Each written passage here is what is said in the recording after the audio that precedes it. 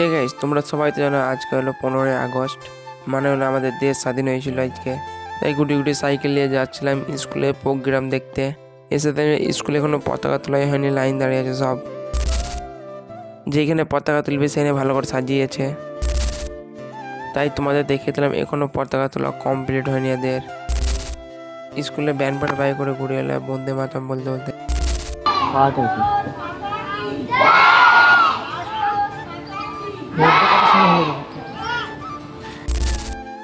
পতাকা তোলা কমপ্লিট হওয়ার পর প্রোগ্রাম এগুলো শুরু। কিছুক্ষণ প্রোগ্রাম হতে কত লোক জমে গেছে, তখন সব লোকে দাঁড়িয়ে দেখছে। লাস্ট মুহূর্তটা দেখে বাড়ি চলে এলাম আমি তাড়াতাড়ি করে। এসে দেখলাম যে ক্লাবের পতাকা তোলা কমপ্লিট হয়ে গিয়েছে। তারপর আমরা 3 বন্ধু বেরিয়ে পড়লাম জামা প্যান্ট কিনতে। তাই হাসপাতাল মোড়ে এসে জামা প্যান্টটা ঝটপট করে কিনে নিলাম। মাত্র একটা প্যান্ট নিয়েছিলাম, জামা পছন্দ হয়নি তাই পালিয়ে এসে তাড়াতাড়ি করে। বাজারের ভেতরটা হালকা জামা চাই যে ভেতরে।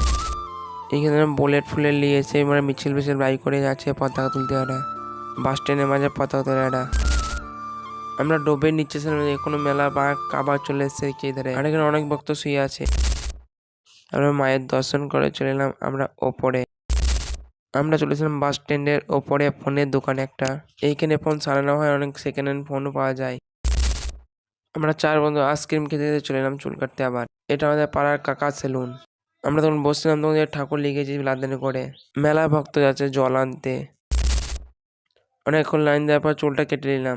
আমরা চুল কেটে বাড়ি যাই। তোমরা চ্যানেলটা সাবস্ক্রাইব করো। দেখা হচ্ছে পরের ব্লগ ভিডিওতে। আজকের মতো বাই।